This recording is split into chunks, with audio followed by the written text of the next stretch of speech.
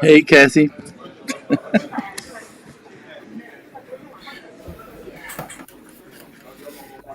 This is Morten here. Hey, Morten. I just wrote an email to all the attendees because, or to the exhibitors today, because I'm in Morocco and I am a five-star hotel. So I assume that internet was great, but we are live right now. But it is a little bit on off here in Morocco, I can tell you. So Nice. yeah. Yeah. So except the internet connection, I'm very happy about being here. Yeah, I can imagine. Can you hear me well? I hear you very well.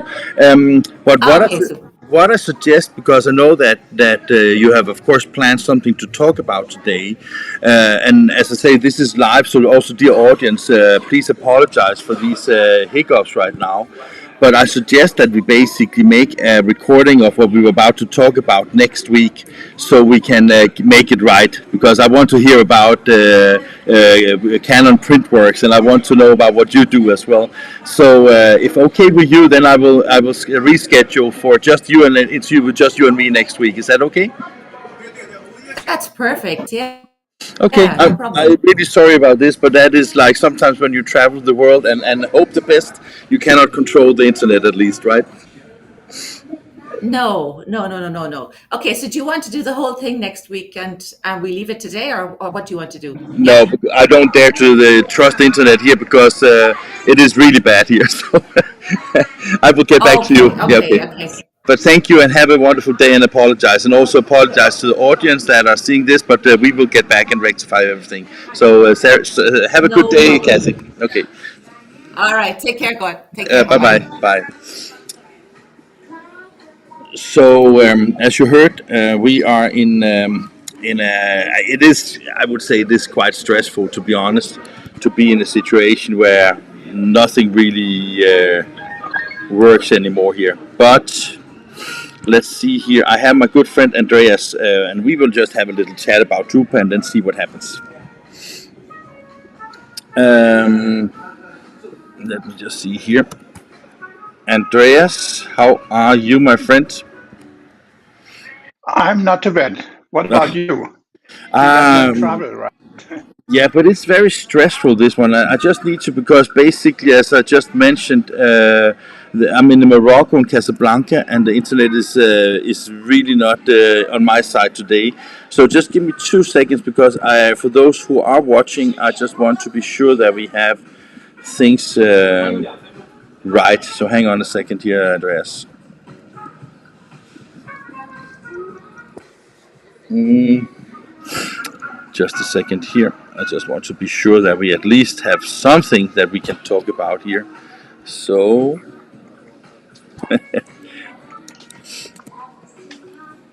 Andreas, while we are waiting for me to do the technical setup here, tell me a little bit, when was the first time that you attended Drupa? In 1977. So there was a lot of inkjet machines at the show So, floor at the time, right? yeah, Or was that not the so time? uh, it was interesting because we had that let's say that strong development that offset became the leading technology. Heidelberg invented the new machine configuration Speedmaster, the web offset machines came up, and so it was a interesting time. I can imagine. To be honest, I was bloody young and I had no clue what Drupa is. I was really deeply impressed because it was so huge, so busy, so noisy. That's my main impression. Not technical details at that time. Yeah. If you think back of Drupa at the time when you say that everybody had these good impressions about offset, was the hype around offset almost as we see the hype around inkjet today? Maybe a little bit earlier because the hype development started in the late 1960s, and it took a long time to get the technology established. It's similar to all new printing technologies because you have the technology, you have the machine, but the surrounding is not there. So for offset, the biggest challenge at that time was to get good paper. Yeah. Because like later on with Indigo, the ink was not compatible with the structure of the papers. So that was really a burden at that time. And so very often things are not synchronized very well. And if you look to the digital printing experience in the 90s, the big gap was the prepress area, not enough data to get it printed. Yeah. So variable data printing was not possible because of the IT infrastructure in the print shops. And so. Yeah. When you joined Drupa in '77, what was your work at the time? Was you working in a printing company, or were you also writing and being in a magazine at the time, or? I was a freelance worker for a big printing company, and we just produced marketing collaterals for Man Roland, at that time Roland in Offenbach. And my job was to deliver the finished products just in time to arrive at the first day of Drupa, early in the morning. Yeah. And just in time, that is not like how we know it of today, right? That is still like with a lot of preparations, right? Yes, indeed. Yeah. So, I mean, when you think of this, I think you mentioned in one of our previous pre-Drupa, you mentioned that coming to Drupa as a young man was like overwhelming in all its flavors, right? So when you got there, was it like, I mean, do you remember any specific takeaways in technology or experience or in people? What was very common is that people were hunting for print samples. So it was not enough to experience what is new. They had great photos, great images, and great prints. And so everybody was crowded with all these different boxes to carry all those high quality prints. That was, let's say, the number one target. Later on, when I was an exhibitor there, they just grab your pen and whatever you had. Everybody wants to get something from you, not only print samples. Yeah. It's funny because I think this is my fifth Drupa that I'm attending, and I can't help think about that. How much things have changed because I remember when I was at the first trade shows both in Germany and also in the US, I collected also a lot of print samples, a lot of things, and then I remember there was often a UPS or a FedEx store at the floor, so you could basically send your boxes with print samples home instead of carrying it in your luggage, right? And I just think it is funny because today I think that vendors are doing a lot of things to create fantastic print samples, but I don't think that people carry them away the same way as they did in the past, right? Yeah, Yeah, I totally agree. And I was thinking about our conversation today, and what could be a good story to tell, because we had Tell me, Andreas. already conversations in advance. Mhm. And so I think the three key points for all this long time I'm used to join Drupa is, first of all, I want inspiration. That's very important. Second, it's networking, and not only at the booth. It's this beautiful Altstadt, and to have a Altbier and good food, and to chat to people, and because you always meet people you never expected to meet them, and you never know before. The And the unexpected, third right? Yeah. thing is what I call, yeah, the unexpected. And the third thing is what I call performance promise. Uh, we have tons of announcements. And for example, Landa, not to blame them, but it's a fact. Uh, they sold so many pre-contracts. They never will be able to deliver all those machines they got already ordered, and they had to cancel it. So that means if you really want to be a serious supplier, don't speculate. Don't just tell people the truth, and this is the basis for getting new ideas. And maybe if that makes sense, we create the future. You cannot create the future on hot air. Are you teasing me with using the create the future because we had discussions after the last pre-Drupa, or what is wrong, Andreas? I mean, I said maybe it could be true. I yeah, don't believe so, but yeah. others do. Yeah, it is kind of funny because when we had the discussions, not you and me, but with Eric Vessels from What They Think, it was funny because kind of divided the waters a little bit because, of course, Drupa is a frame for creating the future. I was actually more smiling of the phrase because creating the future is always among people, right? So it can be in many different ways. Impressions on Really? social media platforms. So Wow. it's really popular. So Mm. But for it's sure, we are interested to know what will be tomorrow. yeah. But my point is, and Drupa was always delivering that, it's about how to manage the situation today much better, and then tomorrow will also be much better if I have a better situation actually.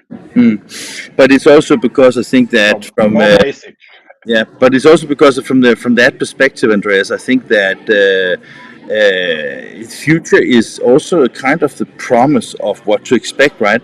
I can't help think about that. I think in the West we always have say today has been good, but tomorrow will be better, and just think of that in contrast to how often Russians are being told that today was bad, but tomorrow is probably worse, right? That has like so when we look at the future and we look upon the future, we always see the future as a very positive word, right?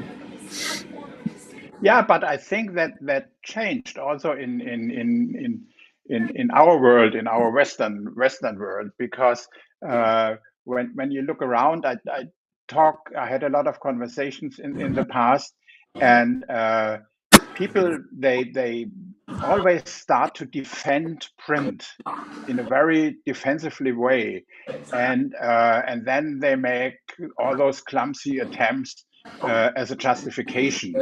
And I'm asking me why actually, because print is simply great and completely unique. So you don't have to justify print. I think the unsureness actually in the market is how to manage the print production business. That's the point. It's not about the quality of printed media. It's how to manage that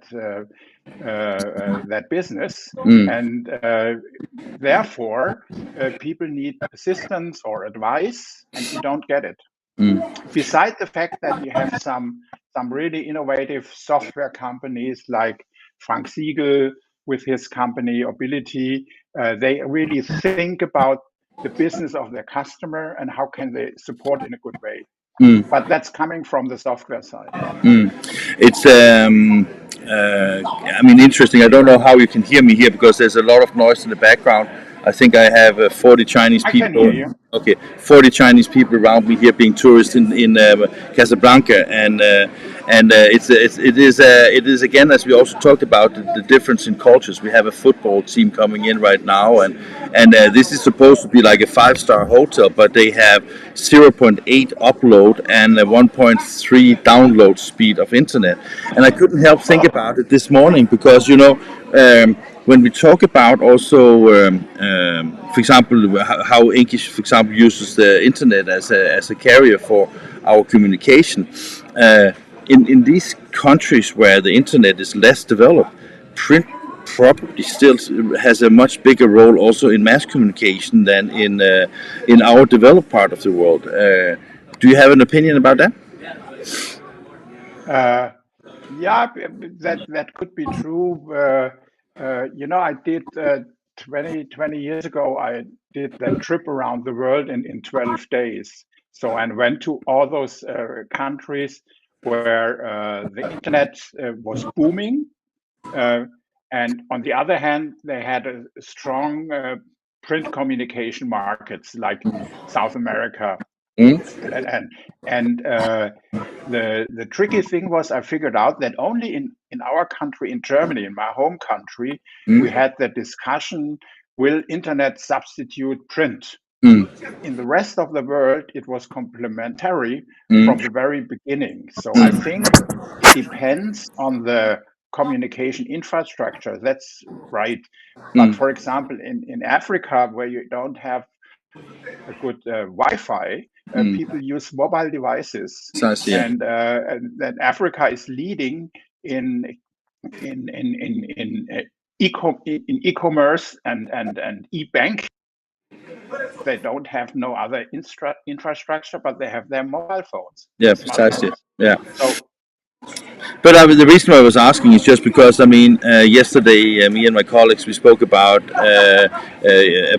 how we are developing our magazine and how we were thinking about making it into a even, let's say, bigger magazine, right? And therefore we kind of say that, okay, if you go into markets where the internet is the primary delivery system of news, then a magazine does not have to be about news, but more about in-depth articles, right? But if you are in a market where you don't have the internet in your pocket like we have elsewhere, then maybe news is still a relevant and important part of everything, right? So that was why I was just curious about it. But just a second here, Andreas. I just want to say to the audience that we were supposed to have a PreDrupa with a lot of visitors today, and the problem is I'm in Casablanca. I expected to have good internet here so we could do our PreDrupa from here, but I had almost like 30-40 minutes of fallout, and it's still not like the most fantastic quality. So therefore this is a little bit more like freestyling with my good friend Andreas, and in a moment I will also have my good friend here from Casablanca, Hussein, to join me for talking a little bit about the North African market. So just so people are aware of that. Andreas, back to you. You said that you had this world tour in 12 days, right? How was that, and why was it? The situation that nobody from the printing industry could identify where are the real challenges with all the internet and things, World Wide Web things going on. And so I had a discussion with Gerd Finkbeiner. He was the former CEO of Man Roland Augsburg here in Germany, and we developed that concept to round about a dozen of his key customers around the globe. And the tricky thing was, why 12 days? It's crazy, 12 days around the world, but a real-time check. And I was flying around like an eagle, going to Cape Town, to Singapore, Los Angeles, Chicago, Nebraska, In just 12 days? Janeiro, and Sao Paulo. In just 12 days? So that was in 12 days, yeah. You And must have been busy that and was jet a lagged. unique experience to have a similar conversation to all those different people on all continents around the globe. And it was really interesting. We published a little brochure about it. And for 2-3 years, I had a road trip sharing my experience during conferences and trade shows and so on. That was really interesting, and and it was for both parties, for the print maniacs and for the web gurus. It was interesting to learn from each other and to see how the variety of publishers' business models using all those different channels. Is And that that one? was much more creative than we had the situation here in Germany at that time. Okay, but is that one of the reasons? Because I mean, you know, people in Brazil, you know, people in Central America, you know, people from many different places. So was that part of the learning experience traveling? Yes, yes. And for sure, if you don't want to travel, you can go to Drupa and you will meet all those people in Düsseldorf as well. But my idea was you have always a different conversation and relationship with people you join in their own environment because they are proud of it and they welcome you. Andreas, totally other thing as we now have a little bit more time than normal, right? I was just wondering because Yeah. I'm going to shift the theme because at the non-event we are planning it for December 5th this year. You and I already started talking about a quite interesting project that we are trying to get off the ground.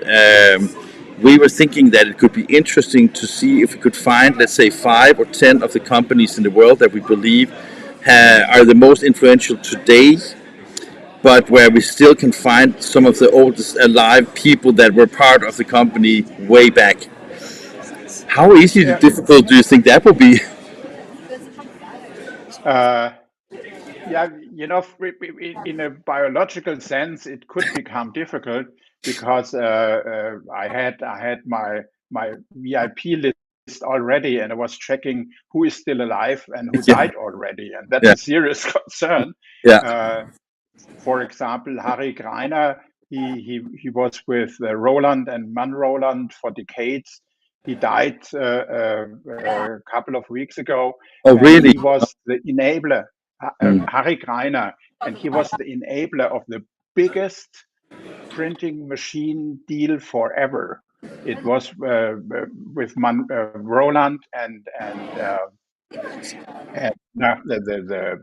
Australian publisher Rupert Murdoch, and it was something like a 1.5 billion euro deal, which was uh,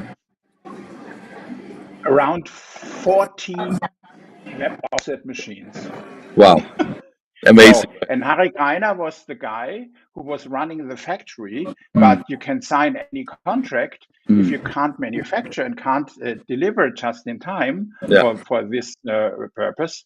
yeah, It makes no sense. And yeah. this is one of those guys. And he also invented the Roland 700, which was a breakthrough for the industry in the early 90s. And all those people, they had a long life, but they are not here anymore.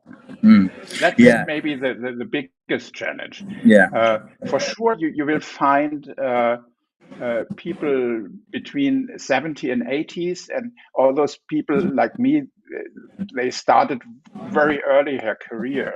So you will find a lot of interesting people, not from the first line, not from the first row, but good people dealing with technology, with customers, with experience on an international level.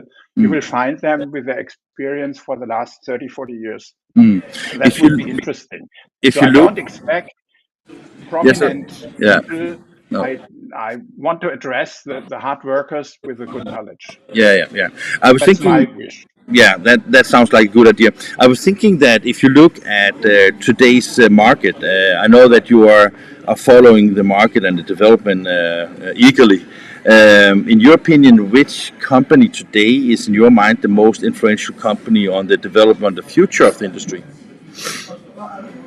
Uh, that was a good question. I asked myself during Drupa 216, yeah, because Drupa 216 was quite different from all other Drupas before, because of the fact that you had all those newcomers or established companies with addressing new markets and businesses. And in 2016, for sure, my number one was Canon at that time, because they had the best concept. It was their trade show topic was transformation.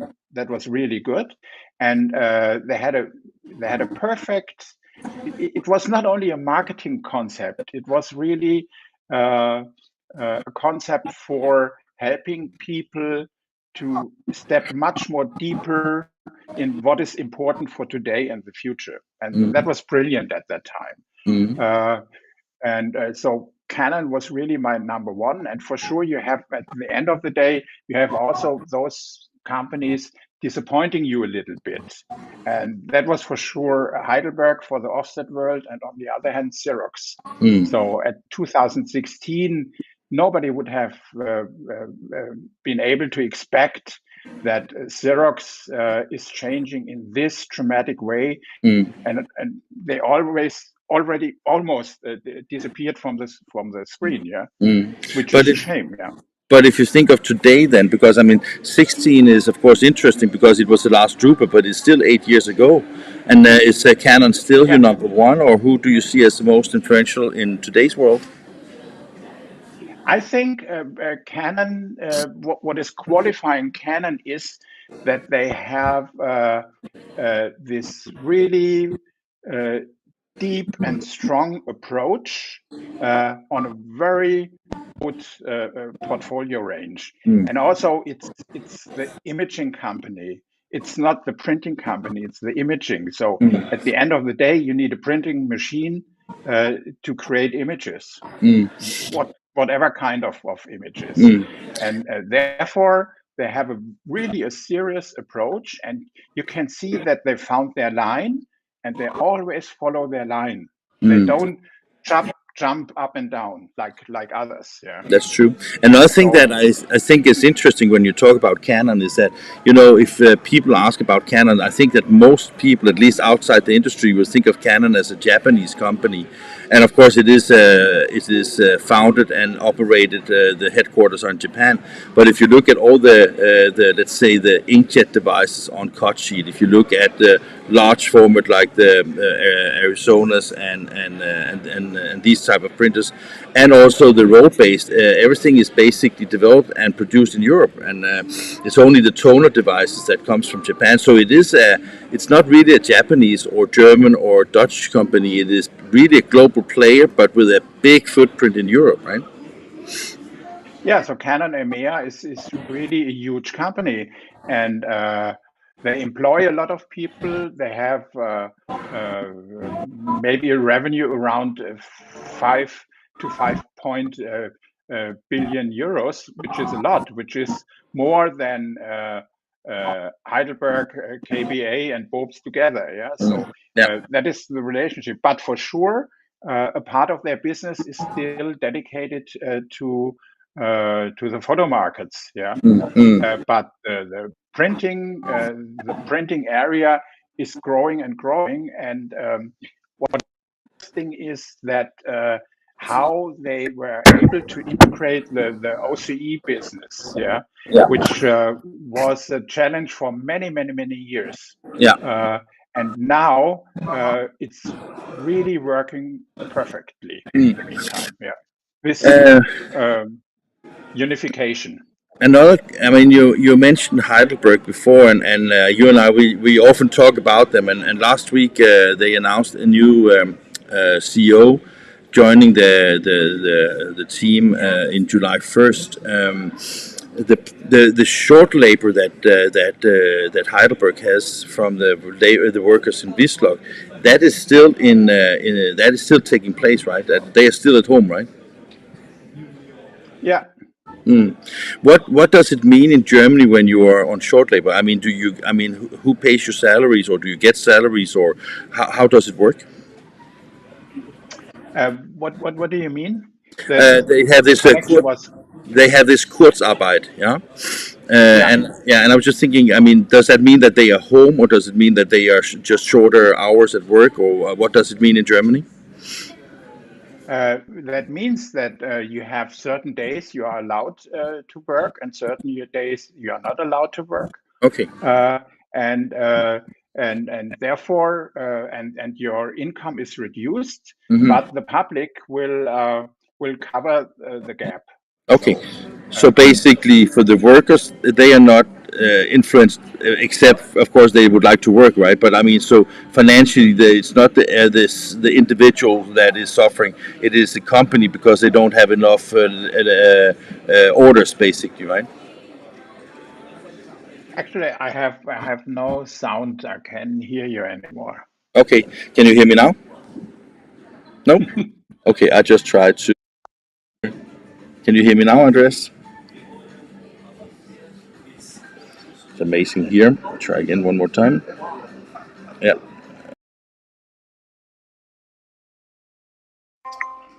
I do have sound from my side, so I'm just wondering if it's your headset that is running out of batteries, or try to take these out. Yeah.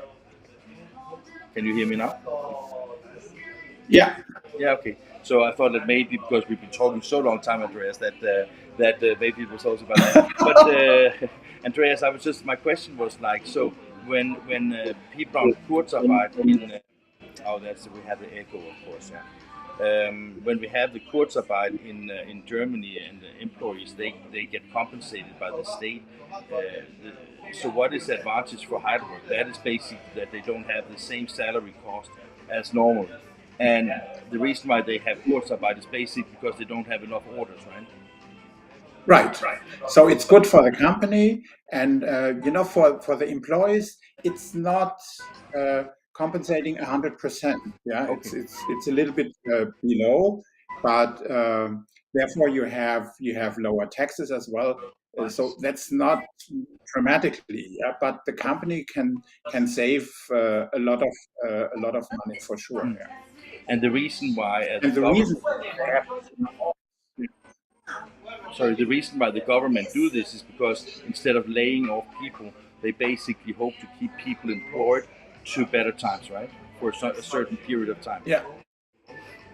Yeah, and to avoid bankruptcy. Yeah, Yeah. So when Heidelberg announced with the, the off-going CEO Ludwig Mons about the expectations for Drupa and orders, I guess that a lot of companies, hope for signing up orders at Drupa. Do you think? I mean, because in the good old times before the internet and before Corona, I think that was the case that people did sign up for orders at Drupa. But is this still the time where people sign up for, I mean, unexpected orders when they come to a trade show? Will that save Heidelberg? uh, I don't believe in that effect. It will not work anymore because also during Drupa 2012 and 16, all the deals, the contract signed on Drupa in situ, they were well prepared. And and it's also about getting a special discount during a trade show. So that's a marketing sales trick. They love to get 5%, 10%, and but to buy something spontaneously during a Drupa, that will not happen anymore. I don't think so. Especially not for Heidelberg, because uh, it's traumatic in the dimension of how they lost trust in the market, and also on the heavy customer side. They Um, don't trust Heidelberg's management anymore, yeah, yeah. and also the investors the same. Yeah, yeah. I was thinking that David Schmedding, who is the sales director for Germany, as far as I remember, right? He is now becoming member of the board of Heidelberg, also from July 1st, right? Yeah. What do you think? What change? I mean, you know him, so what do you think that change will do to Heidelberg?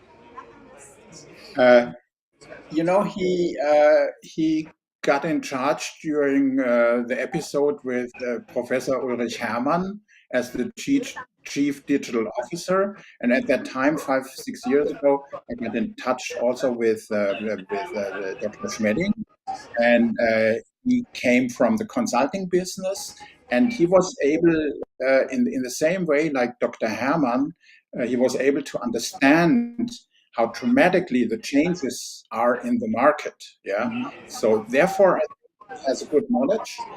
But the tricky thing with a company like Heidelberg is if if if you are not, let's say, what we call Urgestein, Heidelberg Urgestein. So if you are not for a long, long time with a company, it's very difficult to find the acceptance uh, inside the company. Yeah, because more or less they were ruled by foreigners in the last 10-12 years, and that's not good for a traditional company. Yeah. Well, it is exciting to see what happens, because I mean, a lot of eyes are, of course, on the new management that is taking over and see what they can do. And as I wrote, I think it's been a little bit. I don't know if disturbing is the right word, but I have been a little bit like, when you have like these Verwaltungs GmbH. To me, it seems like preparation for maybe a dramatic restructuring of a company. Because basically, why should you have asset companies if you don't plan to use them, right? So that has been a little bit of an interest to me also to see what will happen in that perspective. I also I've spoken about and written about that. I think that Heidelberg has been. I wouldn't say that they have not been very successful the past 10-15 years, right? When you look at the stock development and also from the financial results. I was wondering if I mean, that is my opinion. That is like, why are they not employing CEOs with domain knowledge? I mean, if you look at last week, there was also an announcement about a new management in Monroland, right? And they employed Mirko, that came as a CEO from Dokumi. And he has been successful, according to Langley, delivering positive growth and positive results, and has knowledge about the industry. So why is it that Heidelberg keeps, I know it's guesswork, but why is it that they keep a focus on having people that are not from the industry? That's really a challenging question, because it's a special, with Heidelberg, it's a special construction, because normally you have this advisory board, and they are responsible for the strategy of the company inside this organization, being Aktiengesellschaft, being a shareholding company. And the executive management board has to execute what the advisory board gives as a direction. I never know that in the time after Medon, which is more than 20 years ago, there came a strategy from the advisory board. They delegated it always to the management board. And when you look to all those quotes, what is the first sentence which is published when a new Heidelberg CEO comes and gives the first statement? It's, wow, what a fantastic company. Yeah. Linsbach said this, all those guys. Oh, what a fantastic company. And after a couple of months, they became much more quiet. Why is that? And there are so many things in this management structure which are not okay. And the main failure was when Medon left. He had to leave all of a sudden because Gerhard Schröder appointed him as the CEO for Deutsche Bahn. So he left Heidelberg quietly unexpected. And the first task when Schreier became the follower, that was okay. But the whole management team, they changed the organizational structure of Medon. So Medon had a clear strategy, growth. So Heidelberg was more than 5 billion company, and the target was to become a 10 billion company. And therefore, you need a modern company structure and management structure. And Medon established that. And the hardcore Heidelbergers, they said, no, we go back, and they established again all those different kingdoms you have in the Heidelberg organization. And the leading force was always product marketing. One of the things I can't help think about. You are focused on technology with product marketing approach and not focused on customer needs. One of the things I can't help think about, and that is maybe a stupid question as well, but as we're talking about it in just this friendly, open conversation, chairman of the board like Martin Sonnenschein, he's been part of Heidelberg top management and chair for many years. Doesn't have any consequences for him and the board when they are not delivering results year after year after year, and basically also when they employ management that apparently can't change Heidelberg. You know, he is the big boss. Yeah, you know. I mean, and, he has some responsibility too, right? Yeah, and the point is, he got elected for 5 years, and nobody can do something if he wants to keep his contract. So, and after 5 years, you have a new election by all those investors joining the Hauptversammlung, and so I never heard something. To be honest, something intelligent and visionary from this person. I never heard it. So he is working in the background, and you don't know. It's absolutely intransparent what is happening. Yeah, and wasn't he also involved? There's no signal to the market where Heidelberg is going. It's just announcements. Sorry, Andreas, wasn't Sonnenschein also involved with this shareholder organization, what's it called, the shareholder organization in Germany that protects the minority shareholders? Because I think that once when I was researching that he has, I mean, of course he's a professional board person, right? So he has and he's a lawyer, right? So he's probably have a lot of board posts. But to have if I'm right, what do you think of that? Like the mix that you have. One time you have a person that is the chairman of the big corporation, and at the same time you have somebody who is in these shareholder organizations. I mean, it is not always the same interest, right? But I can't remember it, so I might remember wrong. Yeah, I'm not sure if I had a good connection right now. Okay. It was. Maybe you repeat your question. Yeah, you know, there's this shareholder organization in Germany. I can't remember the name. Deutsche Aktionärschutzvereinigung or something like that, right? Yeah. Yeah. And as I think I remember, Martin Sonnenschein was also involved as in the advisory board for Deutsche Aktionärschutzvereinigung. Do you remember if that is true, or is that just something I remember wrong? Sorry, I cannot answer that questions. Probably for sure, you have those organizations, and they cover the smaller investors and smaller shareholders. Yeah. And that's it's also tricky with Heidelberg. You know, in the past they had some big shareholders like Commerzbank and also the energy company RWE. And in the meantime, companies like or person like Ferdinand Rüsch and also Masterwork in China are the biggest shareholders, but around 10% or less. So that means the, the chairman of the company has a totally different position because he has no strong counterpart anymore. Yeah. Also, something you have to keep in mind. Yeah. Well, fantastic. Andreas, as always, interesting to talk to you.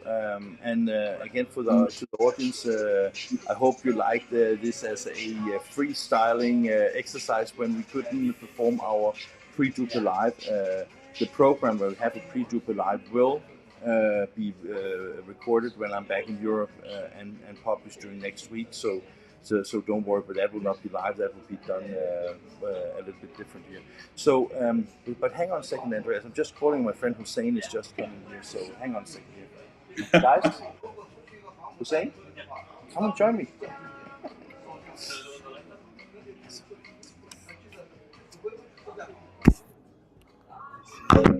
This is live. Good to see you.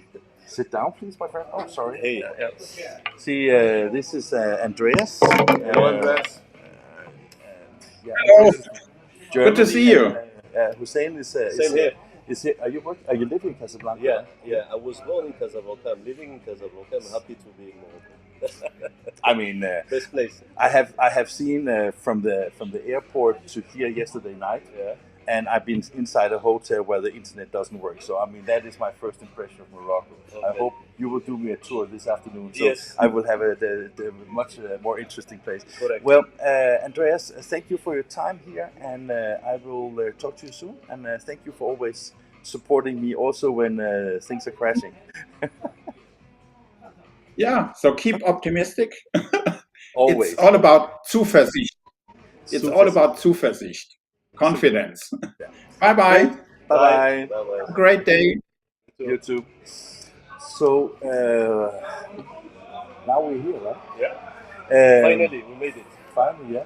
Last time you and I we met, that was in Dresden. Dresden, right? yeah. It was September last year. Was it in September? Yeah, it was September, around the 12th of September. Yeah. I just want to be sure that I have things here. Hang on a second here. Because there was a little echo here. See, that is the problem when you are the producer of everything yourself. It is like that's how it works, right? Yes. Okay, so I was supposed to do a PreDrupa here. I guess that you will be a Drupa, right? Yes, of course. Yeah. This is as we say, a must. This is a must, and looking forward, and I believe that it will be an amazing one. Mm-hmm. Everybody is waiting. Everybody is looking for being there. Mm-hmm.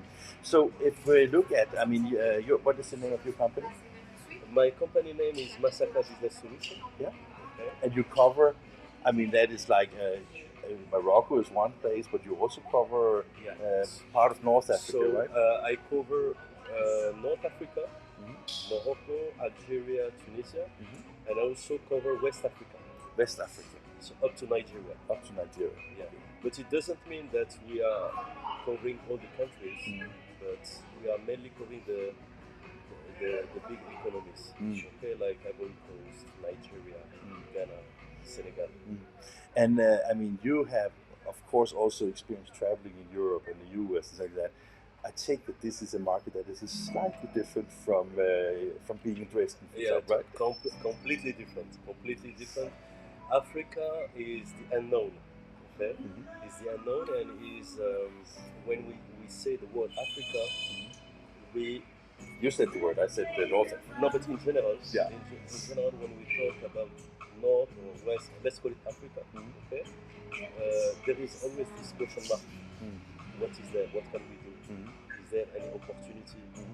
Can we do business? Is the people are willing to invest on, let's say, high-end solutions?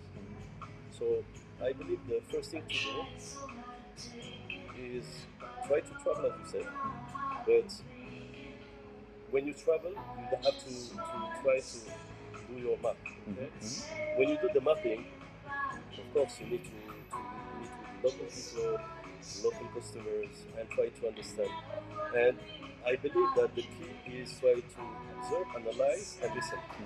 Okay? But I mean, it's also, I think that what I understand a little bit from the culture in your part of the world, and I think also we have it, but maybe different in Europe, is that you need to have like very trustful relationship with your customer. I mean, because the money is one thing, but it's also like investing in each other, right? Because you need to be sure that the technology works, that there's somebody standing behind the product. And, yeah. And before we continue to talk about that, Hussein, let's talk about what companies you represent, because we are here because of Common. Yes. But you have more products in Common, right?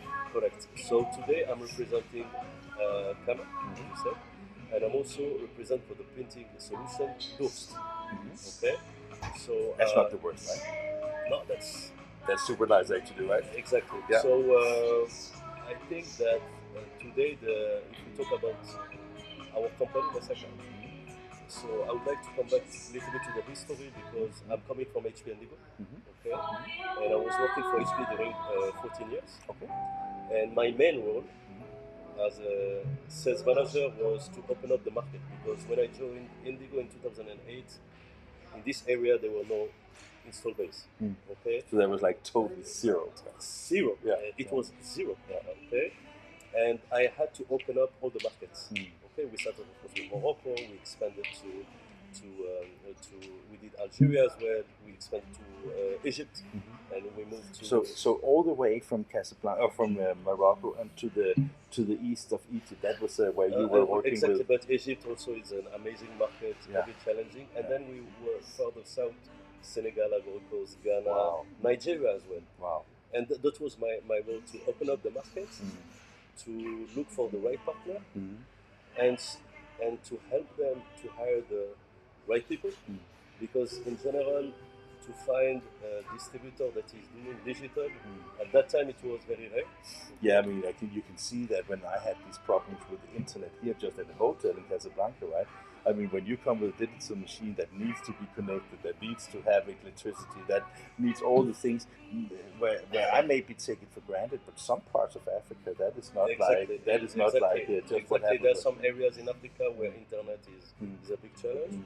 So, and we open up also Nigeria, okay, which is another market. So you have to understand, you have to learn, you have to listen a lot to the people. What about the languages? Because I mean, are the same languages? In the north, we do have more or less, let's say Morocco, Algeria, Tunisia. It's the same dialect. Yeah. Is that like Arab dialect or is it? It's Arabic. Okay. The base is Arabic. Okay. In Egypt, it's pure classical Arabic. Yeah. Okay. Yeah. But we understand them. Okay. But so when we from the Europe say Arab language, that is as wrong as saying that that German and Swiss German is the same. It's basically dialects across the countries. So let's say in Egypt they speak the pure Arabic language. In our region from Morocco to Tunisia, including Libya, it's a dialect. Okay. Fantastic. See, I'm learning, and so is our audience, right? And of course, in the West African French-speaking country, it's French. Okay, so this is easy because in North Africa we speak French, and of course in Nigeria and Ghana it's mainly English. But so you personally, you speak Arab, French, and English. Yeah, correct. Okay. Yes. That you can get around, right? Exactly. Yeah. And a little bit of Spanish. A little bit of Spanish. Okay. I mean, that is also the legacy of Morocco, right? Exactly. Yeah. So, as you have said, the trust is the base. Okay. If there is no trust, if we don't feel each other, it's very difficult because at the end of the day, doing the business is a small portion. Yeah. Okay. And getting to know each other, because it's not getting to know. We have to sit, we have to have lunch, we have to have dinner, we have to get to know each other. Because I think I read in the in-flight magazine going here that is, if you are in Morocco and you are invited for a mint tea, you never say no. Exactly. Yeah. So they're like also in business kind of, let's say, expectations for what you do in order to get. I also think that here family plays a bigger role, right? Because if the son wants an indigo, his father has to say yes first, right? Correct. Correct. It's always all the companies is the family owned. Okay, and the father is at the top of the company. But if he's trusting his son, Oh, he will get the permission to. Exactly. Okay. Exactly. The Okay. trust is everything. So that is a measure. Can Yeah, you sell correct. something without the father? Yeah, you have it. It's important, and this is something that I understood very early. Okay, because before HP I was at Xerox as well. So it was an amazing experience as well. It was the sales school of doing business, huh? Okay, and this is something that I learned and was able to apply, and it's working. And this is the only way. So when you work for Xerox and you work for HP, as you said, when did you start your own company? Exactly during the COVID period of time. Oh, so it's still a relatively new company. Exactly. And is it Karma and Doors? That is what you represent, or you? For now, I am doing also some other products which are around like the chillers, okay, some other finishing equipment. Okay. But my main focus is Doors and Kama. It is, of course, also interesting. We will talk about the products in a little bit in a short time. But I was just thinking here, I was saying, I don't know so much about the North African market, to be honest, right? But when I looked at, for example, the GDP of Morocco, that is, it's one of the, I think it's the fifth biggest economy of Africa, but still considerably lower than Europe. So when you go to market here and talk to people, I take that this investment, the value of investment from a local perspective, even if it costs the same dollar amount here as in Europe, is a much bigger investment. Correct. Yeah. But the market, let's go. We do the market is around small, medium, and micro enterprise. Okay. And then you do have larger accounts which are not so many. Okay. We always target the medium and the large account. Okay? And without neglecting the others, of course. No, of course. I mean, always take business, right? But I was thinking that if you look at the market, let's say a little bit more overall market, are the economies stable and growing, or is it more like? Look, let's talk about Morocco. The economy is growing. Okay. So it's a good time to do business. Exactly. Yeah. Even the inflation today is below 1. Oh really? Okay, that's nice. Yeah. So let's talk about Algerian market. It's a good market. Okay. But there you can do business with big players. Okay. So they're big players in Algeria, basically. Yeah. Exactly. And is that like legacy companies from the French colonization time, or is it locally owned it's now? Locally owned. So that is not like leftovers from the European No, colonization. that was maybe 25 or 30 years ago. So now they are locally owned. No, it's mainly local. And even the Tunisian market is a good market. Okay. Even if the economy, but the good thing in Tunisia and Morocco, we do a lot of exports. Okay. So that is for the farmers, what's it called? The agricultural products, and for. We do have in Morocco we do have services. Okay. We do have automotive. We do have. So you make cars here, or? Yeah. Oh, okay. I did not know. Okay. So, and agriculture, of course, and also fish industry, textile. Okay. So that is like so, and of course they need print for both the let's say the hangers of the shirts and for the packaging and for everything. So we can say that it's packaging, we advertising and publishing as well. Okay. And I mean, if you look at Durst and Karma, they are of course mainly into the large format advertising and to labels and to let's say folding cards in the business, right? So is that with the Karma, that is a relatively new distribution? Is that because you can see growth in that market that is also interesting? Because the packaging is growing very rapidly, and I firmly believe and strongly believe that Karma will succeed. Also because of you, of course, right? No, because of Karma as well. Yeah, but okay, we take it all together, right? Exactly. So. And we are moving. My approach is to go step by step because we always need to select the right customer to start with. In Morocco, we are doing well. We are continue to grow, and we'll be expanding in other areas as well. Same for those. Those we are doing an amazing job, and we are growing rapidly. So many installations, so many projects. I was thinking again because I mean, if you are in what's totally often called as an emerging economy. You have chosen both Durst and Karma that do very good products, but also in the higher end of the price range, right? Correct. Yeah. So does it take a long time to convince people to spend Yeah, more money? the selling cycle, and also there is another parameter which in this part of the world is being patient. If you're not patient, you have to believe in what you are doing. You should know I was swearing quite a lot this morning about internet here, so my patience was zero.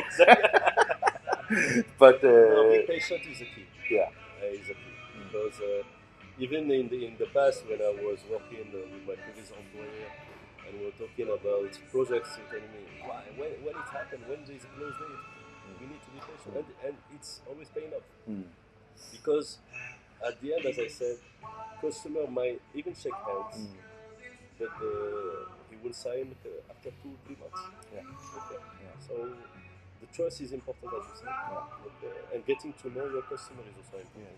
I also guess that when you invest in new technology, I mean, both Durst and Karma deliver, in my view, they deliver, say, a very high-end product, right? And therefore, you also, I mean, the customer that is buying these technologies must also look in their product portfolio and the customer portfolio to see if they have enough customers to justify the investment, right? So I guess that's part of the process, right? This is part because we do some financial figures, of course. Yeah. Okay, we do some test files, calculation, but importantly, what we usually. Oh, Jopi wants to participate here. So let him join here, right? Oh, that is the wrong one. Sorry. Let's see, what do I do now? See, Joop, you have two of Hussein's, two of Morten's, and hey, Joop. Just a moment. I just want to get rid of at least one of us. No, that was not. Oh, I see. Hang on a second here. I will just try to see if I can do something here different here, and then we assign Joop here. That's see, good. now we are here. So, and see, I put in your name and not Joop's name because I was not expecting Joop to participate. Right? Okay. Hey Joop, No, okay. are you already I'm fine. in Casablanca or? No, my flight is in 3 hours, and then I go to Madrid, Casablanca. I will arrive tonight. Are you in Spain? Sorry? Now? Are you in Spain? I'm in Spain. Okay. Yes. So see you later. Right? No, so we are live. We are live here, and we're just having a little chat about the North African market. And Joop, you work for Karma as you have to handle this young man, right? Yeah, I know. So from a Karma perspective, Joop, I mean, how important is this market for you guys? Well, it is an important. Every market is important, but what is a very important thing to mention is that so far we do not know this market very well. That's why we link with Hussein, who is well known in the whole African market, and it's particularly, I think, the Maghreb market is very important to us. We have some installations, but I think we can get much more out of it, and that's why I want to give all my support to Hussein and his team, so that we can really make something very valuable for Kama and our customers. Yeah. Even existing customers, we should visit. Yeah. I can tell you that also for the audience here that tomorrow we are going to film Ali's company. What is the company's name? Direct Print. Direct Print. That's true, and that is also a Karma customer here. So it will be exciting to see because this is also our first filming in North Africa. So we are very excited about being here. And I tell you guys, this man, if you have something that his name Hussein equals hospitality, I just tell you. Okay. So that is super nice. So, okay. Let's continue a little bit about the chat. So Hussein, when we talk about the process and the patience that you spoke about, right? I mean, how many printing companies exist in this market? So let's talk globally. Okay, this is the average in total. There are 2,000 printers company in Africa. In the whole Africa or North Africa? No, full Africa. Okay. And On top, there is 1,000 which are in the pre-press and post-press. Okay. I thought there was many more printing companies. No, who take but the they are time. small ones. Yeah. Talking in general. Okay. Yeah. Because the statistics in Africa, we don't have It's accurate difficult. information. Yeah. But if we take North Africa, we are around 800. Okay. So that is like the companies that have, let's say, the the size and the economy that Correct. could be potential cost. Because you'd have so many that is in a garage. Yeah. You have a small printer and is running it. But in general, that company, they are doing, let's say, packaging, advertising, and publishing, and also it has to be a one-stop shop. Okay, we don't have a company which is specialized, let's say, only for labels. They will do labels, but we do aside, they will do body cartons. Okay. Yeah. So when the Americans talk about convergence, where they have like many different types of print, that is also what you see in this marketplace. Correct. Yeah. Because today this is because the perception and the vision is, if today we don't have order for labels, we need to have something, which can be packaging or publishing, and this is something that we will see tomorrow, by the way. Okay, looking forward. They usually start with being commercial, and they move to advertising, to publishing. So the trends of moving from, let's say, because it's also commercial print falling a little bit here, and then so they're basically the same trends as you see in Europe. Correct. And they're all moving to packaging boxes, body cartons. Okay, and the market can capture this growth and interest in the packaging market, or does that commoditize it a little bit, or? There are, for instance, you do have countries from the Gulf or from Egypt, they come to Morocco to take orders. Okay. So that means that there is a lot of volume. Yeah. Okay. And the issue that I see with all the printers in the market, there's a lot of space for digital. Okay. But they don't invest on sales force. Okay.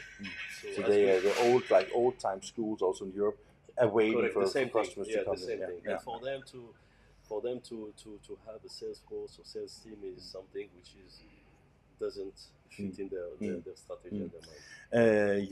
You're also responsible for Asia, right? Some of the trends that Hussein is talking about here, is that the same trends that you see in some of the markets that you address in Asia? Yeah, absolutely. Every country has, of course, many printers. Also, what Hussein said, we have a lot of very, very small printers, and we will see that the market of smaller ones get absorbed by bigger ones, and then the bigger ones, there is the trend from commercial to packaging is definitely there too. Yeah. Okay, so I think that we can talk about that trends that we see in the Western world is the same in the rest of the world, right? And that is of course interesting also because I think that it's important to understand, because sometimes, and I am totally guilty as charged, because basically sometimes if you don't know markets, you assume things that you may not know. I can tell you, I have a very good friend, Jean Lloyd, that lives in South Africa, and she said to me, I think that some people think that every time I open the window there's a giraffe or an elephant, right? This is the trend. This is the vision, because when we don't know, we see only one picture maybe one day. We saw it on a book, on the TV. Okay, we say, okay, this is Africa. Africa precise. And Africa is much bigger than the rest of the world, right? And also there is another trend that I wanted to share with you, Martin, is we start to see, and in the past I had customers mainly in the food industry, where they decided to invest, to build in-house. Okay. And this is a new trend that we do have in North Africa. And a new opportunity, right? Yes. Fantastic. Okay. So this is also very important. It gives you an idea where how is the market. And I believe that I started for a while ago to approach food companies. And we were successful by the way. Okay, we had one case. I don't want to tell the name, but one time we went to visit.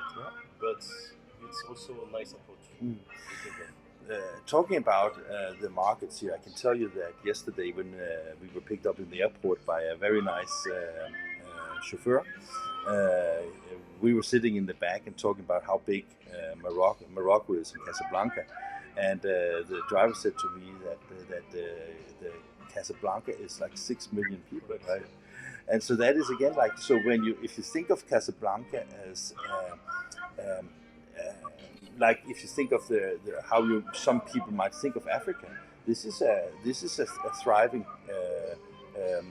capital, or not, it's not the capital, but it's a thriving city with traffic and high streets and shops and restaurants, Yeah. just like you see in Europe. So it's again like this, just to understand that when you talk about the market, we are not talking about sometimes the media in the West is maybe not drawing the right picture of Africa as also as opportunities in the market.